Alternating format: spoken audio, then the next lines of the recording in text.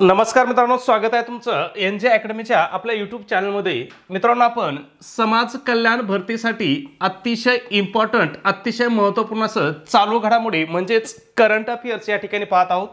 चालू घडामोडीचं आपलं आजचं लेक्चर क्रमांक 2 आहे। जर याच्या अगोदरचं लेक्चर तुम्ही पाहिलं नसेल तर तुम्हाला ते सुद्धा पाहून घ्यायचं आहे, ठीक आहे।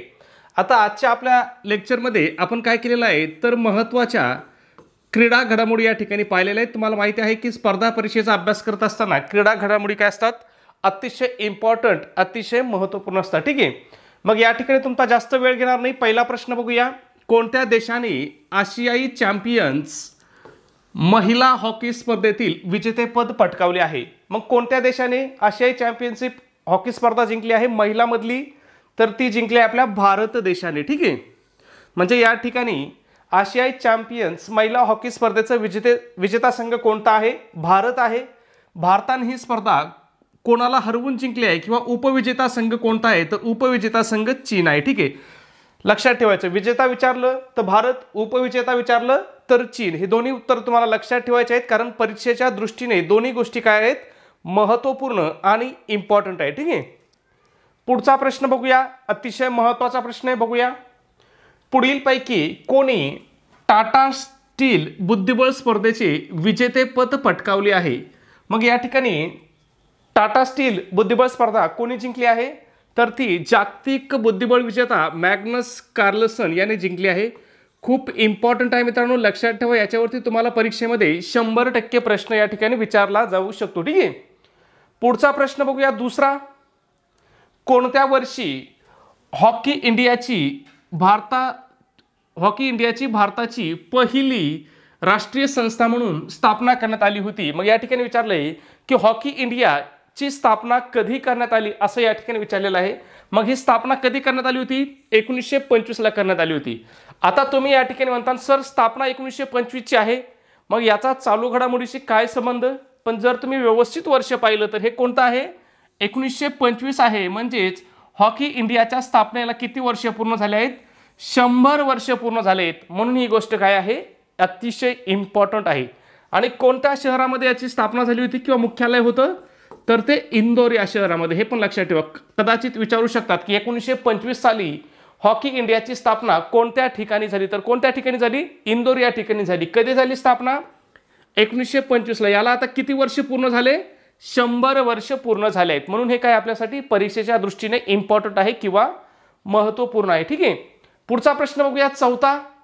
कोणत्या भारतीय खेळाडूने IBPS वर्ल्ड बिलियर्ड्स चॅम्पियनशिपमध्ये विश्वविजेतेपद पटकावले आहे? आता या ठिकाणी जर तुम्हाला बिलियर्ड्स चॅम्पियनशिप असेल, बिलियर्ड्स हा खेळ दिसला की तुम्हाला एका नावावरती डोळे दाखवून हे करायचं आहे, पंकज अडवाणी। अतिशय जगजेता खेळाडू आहे हा पंकज अडवाणी बिलियर्ड्स मधला, ठीक आहे। आणि याने काय केलं, IBSF वर्ल्ड बिलियर्ड्स चॅम्पियनशिप स्पर्धा जिंकलेली आहे, ठीक आहे। विश्वविजेता आहे हा, म्हणजे जागतिक विजेता आहे या स्पर्धेचा, ठीक आहे। पुढचा प्रश्न बघूया, 5 नंबर। आतापर्यंतचा सर्वात तरुण FIDE बुद्धिबळपटू होण्याचा मान कोणी मिळवला आहे? मग सगळ्यात तरुण FIDE बुद्धिबळपटू होण्याचा मान कोणी मिळवला आहे? तर अनिश सरकारने मिळवलेला आहे। अवघ्या वयाच्या 3ऱ्या वर्षी याने ही FDI रँकिंग हासिल केलेली आहे जागतिक बुद्धिबळ क्रमवारीमध्ये, ठीक आहे। लक्षात ठेवा, महत्त्वाचं आहे, अनिश सरकार FIDE बुद्धिबळपटू सगळ्यात तरुण, काय आतापर्यंतचा सर्वात तरुण खेळाडू आहे हा, ठीक आहे। याचं वय 3-3.5 वर्ष वयाचा हा खेळाडू आहे। पुढचा 6 नंबर। आंतरराष्ट्रीय नेमबाजी क्रीडा महासंघाने कोणाला वर्षातील सर्वोत्तम खेळाडू म्हणून घोषित केले आहे? मग वर्षातील सर्वोत्तम खेळाडू कशातला? आंतरराष्ट्रीय नेमबाजी क्रीडा महासंघाने। आता हा खेळाडू कोणत्या खेळामधला असेल? तर नेमबाजी मधला असेल। का?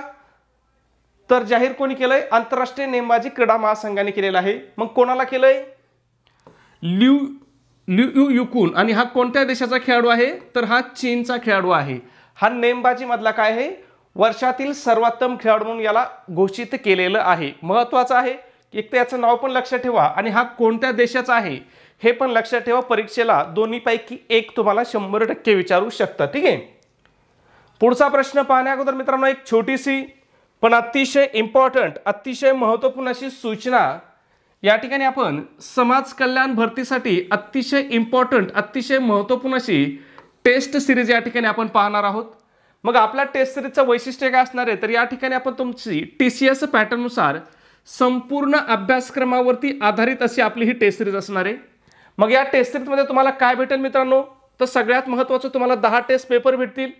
त्याचबरोबर तुम्हाला TCSने घेतलेल्या अतिशय इम्पॉर्टंट अशा 100 प्रश्नपत्रिका तुम्हाला उत्तरासहित मिळतील।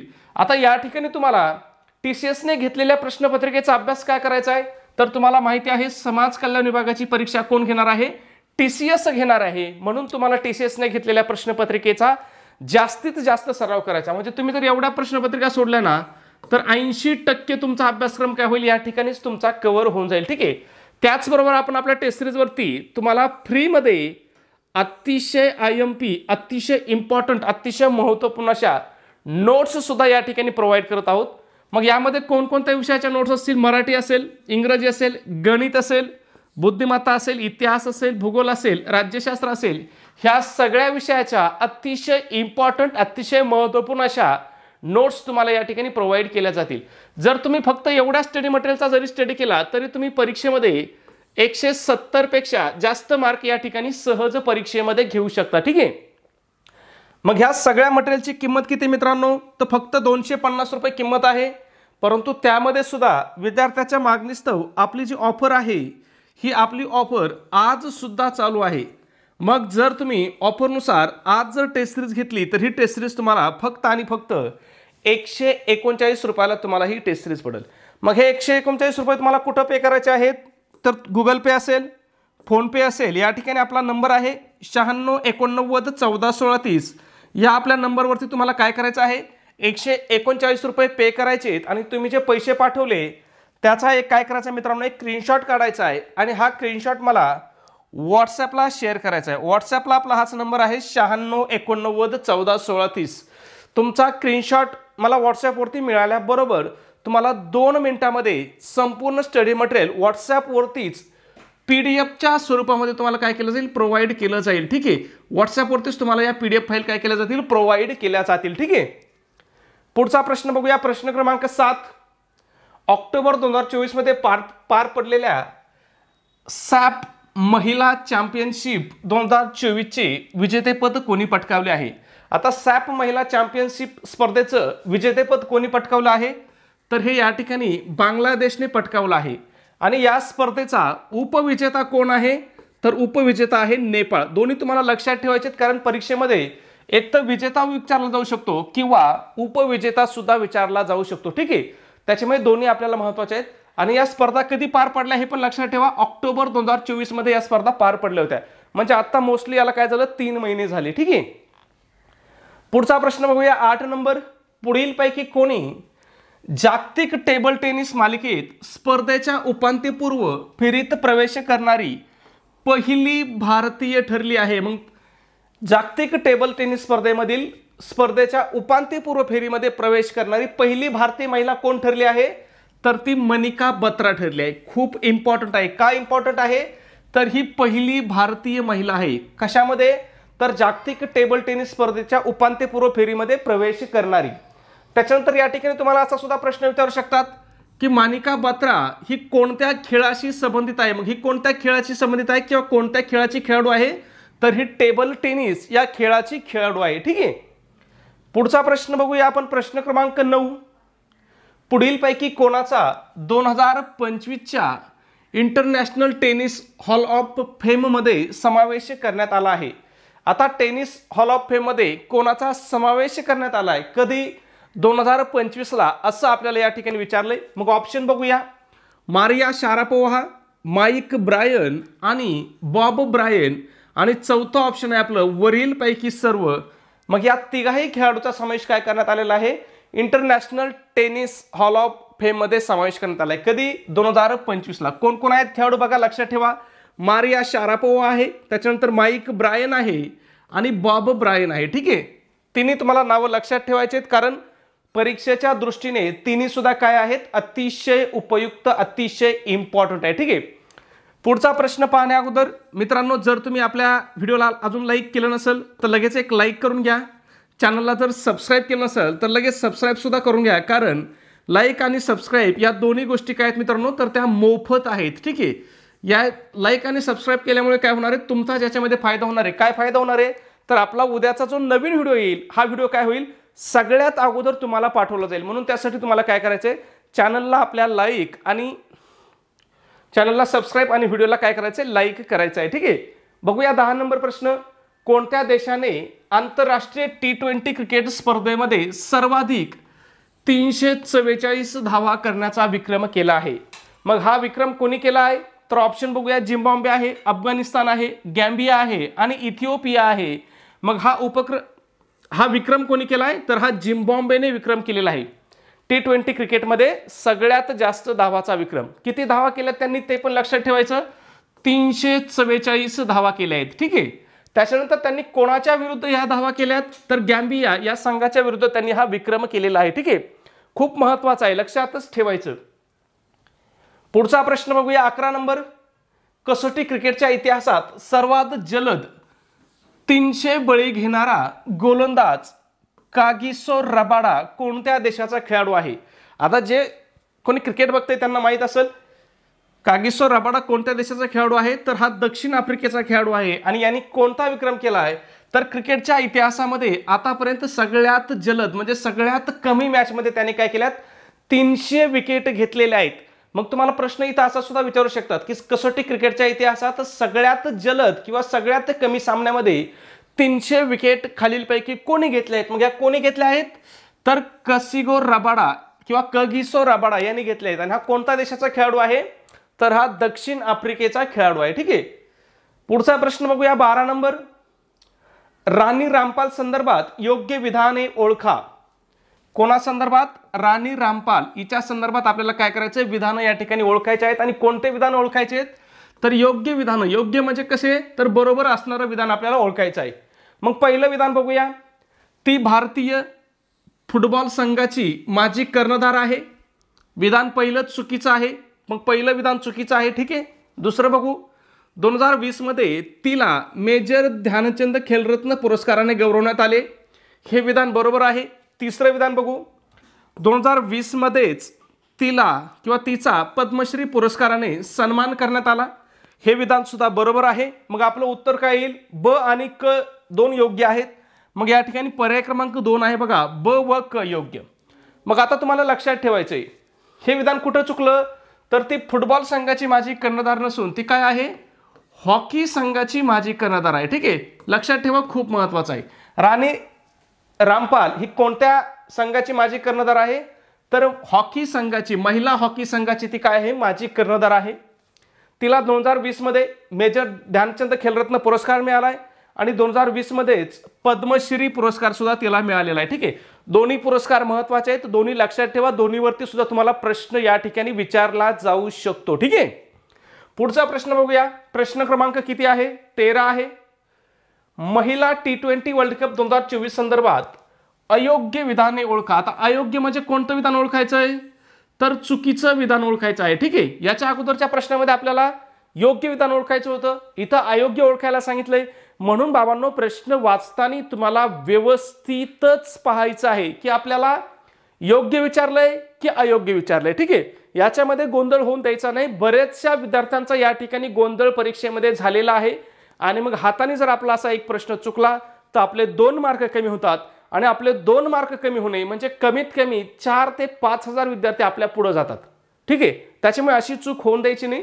भरपूर वेळ असतो सरळ सेवा परीक्षेसाठी, त्याच्यामुळे प्रश्न तुम्हाला व्यवस्थित बारकाईने वाचायचा आहे. ठीक आहे, काय विचारले बघूया. महिला T20 वर्ल्ड कप स्पर्धा 2024 संदर्भात चुकीचं विधान ओळखायचंय. बघूया पहिलं विधान, न्यूझीलंडने विजेतेपद पटकावले, बरोबर आहे. दुसरं, दक्षिण आफ्रिकेने उपविजेतेपद पटकावले, हे सुद्धा बरोबर आहे.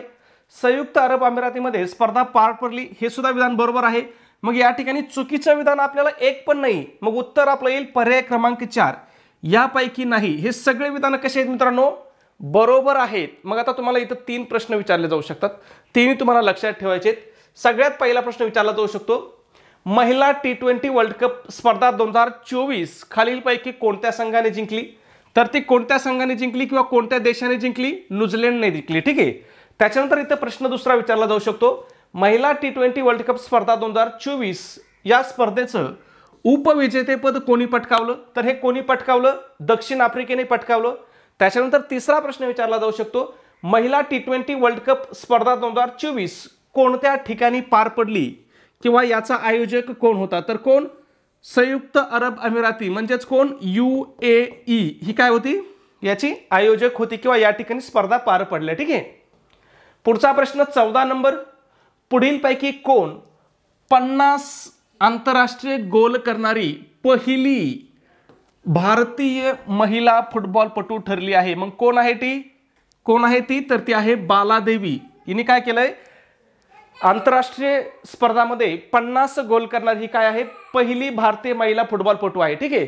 मग इथं दुसरा प्रश्न असा सुद्धा विचारला जाऊ शकतो की बालादेवी ही कोणत्या खेळाशी संबंधित आहे? तर कोणत्या देशाशी संबंधित आहे? फुटबॉल या खेळाशी संबंधित आहे. ठीक आहे. त्याच्यानंतर इथं अजून एक प्रश्न विचारला जाऊ शकतो की बालादेवी हिने आंतरराष्ट्रीय क्रिकेटमध्ये किती गोल करून किंवा किती गोल करणारी ती पहिली खेळाडू ठरली आहे? तर किती? 50 गोल करणारी ती काय? पहिली भारतीय महिला ठरली आहे. ठीक आहे. पुढचा प्रश्न बघूया 15 नंबर, अहिका मुखर्जी आणि सुतीर्थ मुखर्जी या जोडीने आशियाई टेबल टेनिस चॅम्पियनशिपमध्ये कोणते पदक पटकावले आहे? मग यांनी कोणतं पदक पटकावलंय? तर कांस्य पदक पटकावले. कशामध्ये? आशियाई टेबल टेनिस स्पर्धेमध्ये किंवा आशियाई टेबल टेनिस चॅम्पियनशिपमध्ये. कोणी? अहिका मुखर्जी आणि सुतीर्थ मुखर्जी. दोन्ही नावं लक्षात ठेवायचे आणि कोणतं पदक जिंकलं हे पण लक्षात ठेवायचं. ठीक आहे. पुढचा प्रश्न 16 नंबर, आंतरराष्ट्रीय क्रिकेट परिषदेने 16 ऑक्टोबर 2024 रोजी पुढीलपैकी कोणाचा हॉल ऑफ फेम मध्ये समावेश केला आहे? ऑप्शन बघूया, Alastair Cook, Neetu David, AB de Villiers आणि वरीलपैकी सर्व. मग इथं उत्तर काय आपलं? वरीलपैकी सर्व खेळाडूंचा समावेश काय केलाय? ICC ने हॉल ऑफ फेम मध्ये केलाय. आणि कधी केलाय? 16 ऑक्टोबर 2024 मध्ये. तारीख लक्षात नका ठेवू पण साल लक्षात ठेवा. ठीक आहे. 2024 मध्ये काय केलं? ICC ने 3 खेळाडूंचा हॉल ऑफ फेम मध्ये समावेश केलाय. मग हे 3 खेळाडू कोणकोणते आहेत बघा? ॲलिस्टर कुक आहे, नीतू डेव्हिड आहे आणि AB डिव्हिलियर्स आहे. ठीक आहे. मग लक्षात ठेवा, ॲलिस्टर कुक कोणत्या देशाचा खेळाडू आहे? इंग्लंड. नीतू डेव्हिड भारताची आहे आणि AB डिव्हिलियर्स हा तर सगळ्यांना माहीत असणार आहे, दक्षिण आफ्रिकेचा 360 डिग्री प्लेयर. ठीक आहे. पुढचा प्रश्न बघूया. पुन्हा बघा नीतू डेव्हिड वरतीच प्रश्न आहे. काय विचारलंय? नीतू डेव्हिड यांच्याबद्दल योग्य विधाने ओळखा. आता योग्य म्हणजे कसं विधान ओळखायचंय? बरोबरचं विधान ओळखायचंय. मग पहिलं विधान बघूया. ICC हॉल ऑफ फेम मध्ये समावेश ठेवणाऱ्या पहिल्या भारतीय महिला ठरल्या आहेत. पहिलं विधान काय आहे? बरोबर आहे. दुसरं विधान बघू, त्या मूळ उत्तर प्रदेश राज्यामधील आहेत. हे सुद्धा बरोबर आहे. तिसरं बघू, त्या सध्या भारतीय महिला क्रिकेट संघाच्या निवड समितीच्या अध्यक्ष आहेत. ठीक आहे. निवड समितीच्या अध्यक्ष आहेत. हे विधान सुद्धा बरोबर आहे. मग आपलं उत्तर काय या ठिकाणी? वरीलपैकी सर्व विधान योग्य हे आपलं या ठिकाणी उत्तर असणार आहे. ठीक आहे. मग तुम्हाला लक्षात ठेवायचं, इथं पहिला प्रश्न आपल्याला असा विचारला जाऊ शकतो की ICC हॉल ऑफ फेम मध्ये समावेश ठेवणाऱ्या पहिल्या भारतीय महिला खेळाडू कोणत्या? तर त्या कोण आहेत? नीतू डेव्हिड आहेत. त्याच्यानंतर दुसरा प्रश्न विचारला जाऊ शकतो, नीतू डेव्हिड या मूळच्या कोणत्या राज्यामधल्या आहेत? तर या उत्तर प्रदेशमधल्या आहेत. त्याच्यानंतर तिसरा प्रश्न विचारला जाऊ शकतो की सध्या भारतीय महिला क्रिकेट संघाच्या निवड समितीच्या अध्यक्षा कोण आहेत? तर निवड समितीच्या अध्यक्षा कोण आहेत? नीतू डेव्हिड आहेत. ठीक आहे. लक्षात ठेवा. पुढचा प्रश्न 18 नंबर, अर्जुन वाजपेयीने 9 ऑक्टोबर 2024 रोजी कोणते शिखर सर करणारे पहिले भारतीय ठरले आहेत? मग कोणतं शिखर सर करणारा हा पहिला भारतीय ठरला आहे? तर शिसपांगमा शिखर सर करणारा कोण? अर्जुन वाजपेयी. लक्षात ठेवा, खूप महत्त्वाचं आहे. इथं प्रश्न फिरून असा सुद्धा विचारला जाऊ शकतो की खालीलपैकी कोण शिसपांगमा शिखर सर करणारे पहिले भारतीय ठरले आहे? मग कोण ठरलंय? तर अर्जुन वाजपेयी हा पहिला भारतीय ठरलाय की याने काय केलं? शिसपांगमा हे शिखर सर केलेलं आहे. ठीक आहे. पुढचा 19 नंबर, पुढीलपैकी कोण जगातील 8000 मीटर उंचीवरील शिखरापैकी सर्व 14 शिखरे सर करणारा सर्वात तरुण व्यक्ती ठरला आहे? मग सर्वात तरुण व्यक्ती कोण ठरला आहे? तर नीमा रिंजी शेर्पा ठरलाय. आणि याने काय केलंय? 8,000 पेक्षा जास्त उंची असणारे, 8,000 मीटरपेक्षा जास्त उंची असणारे सगळेचे सगळे शिखर काय केले तर सगळ्यात कमी वयामध्ये त्याने सर केलेले आहेत किंवा सगळ्यात तरुण व्यक्ती तो ठरलेला आहे. ठीक आहे. पुढचा प्रश्न 20 नंबर. 2025च्या सुरुवातीला कोणत्या राज्यामध्ये 38वी राष्ट्रीय क्रीडा स्पर्धा आयोजित करण्यात येणार आहे? मग राष्ट्रीय क्रीडा स्पर्धा कोणत्या राज्यामध्ये आयोजित करण्यात येणार आहेत असं विचारलंय. तर कोणत्या राज्यामध्ये? उत्तराखंडमध्ये. आणि या कितव्या राष्ट्रीय क्रीडा स्पर्धा असणार आहेत? तर ह्या 38व्या राष्ट्रीय क्रीडा स्पर्धा असणार आहेत. ठीक आहे. पुढचा प्रश्न बघूया 21 नंबर. काय विचारलंय? राफेल नदार संदर्भात योग्य विधान ओळखायचे. कसे विधान ओळखायचे? योग्य. कोणासंदर्भात? राफेल नदार संदर्भात. नाम तो सुना ही होगा. ठीक आहे. त्याने 22 ग्रँड स्लॅम पुरुष एकेरीचे विजेतेपद जिंकले आहे. त्याने 92 ATP स्तरावर एकेरी किताब जिंकले आहेत. लाल मातीचा बादशहा म्हणून त्याला ओळखले जाते. मग हे तिन्ही विधानं काय आहेत मित्रांनो? बरोबर आहेत. मग आपलं उत्तर काय येईल? वरीलपैकी सर्व बरोबर हे आपलं उत्तर येईल. मग तुम्हाला लक्षात ठेवायचे राफेल नदारने आतापर्यंत किती ग्रँड स्लॅम जिंकले आहेत? तर त्याने 22 ग्रँड स्लॅम जिंकले आहेत. MPSC ने प्रश्न विचारला होता या ठिकाणी. ठीक आहे. त्याच्यानंतर ATPचे किती विजेतेपद पटकावले आहेत त्याने? एकूण 92 किताब जिंकले आहेत. आणि त्याला लाल मातीचा बादशाह म्हणून ओळखलं जातं. इथं सुद्धा TCS ने प्रश्न विचारला होता की खालीलपैकी कोणाला लाल मातीचा बादशाह म्हणून ओळखलं जातं? तर कोणाला? राफेल नदालला लाल मातीचा बादशाह म्हणून या ठिकाणी ओळखलं जातं. ठीक आहे. पुढचा प्रश्न बघूया 22 नंबर. कोणत्या देशाने प्रथमच प्रतिष्ठित जागतिक पिंक बॉल चॅम्पियनशिप मालिका आयोजित केली आहे? मग पहिली जागतिक प्रतिष्ठित पिंक बॉल मालिका कोणी आयोजित केली आहे? तर ती आपल्या भारताने केली आहे. म्हणून या ठिकाणी आपल्यासाठी ती काय असणार आहे? इम्पॉर्टंट असणार आहे. ठीक आहे. पुढचा प्रश्न बघूया 23 नंबर. दीपा कर्माकरला पुढीलपैकी कोणता पुरस्कार मिळालेला नाही असं विचारलंय. ठीक आहे. मग ऑप्शन बघूया. अर्जुन पुरस्कार, पद्मश्री पुरस्कार, खेलरत्न पुरस्कार आणि पद्मभूषण पुरस्कार. तर यापैकी पद्मभूषण पुरस्कार हा काय दीपा कर्माकरला मिळालेला नाही. दीपा कर्माकर ही कोणत्या खेळाशी संबंधित आहे? तर ती एक भारतीय जिम्नॅस्ट पटू आहे. तिला आतापर्यंत कोणकोणते पुरस्कार मिळालेत बघा. अर्जुन पुरस्कार मिळालाय, खेलरत्न पुरस्कार मिळालाय, त्याचबरोबर पद्मश्री पुरस्कार सुद्धा मिळालेला आहे. ठीक आहे. मग हे तिन्ही मिळालेले पुरस्कार आपल्याला लक्षात ठेवायचे आहेत. पुढचा प्रश्न बघूया. कोणत्या संघाने इराणी कप 2024-25 क्रिकेट स्पर्धेचे विजेतेपद पटकावले आहे? मग कोणत्या संघाने जिंकली आहे ही इराणी कप स्पर्धा? तर ही शेष भारत संघाने जिंकली आहे. उपविजेता कोण आहे या स्पर्धेचा? तर मुंबई हा संघ उपविजेता आहे. ठीक आहे.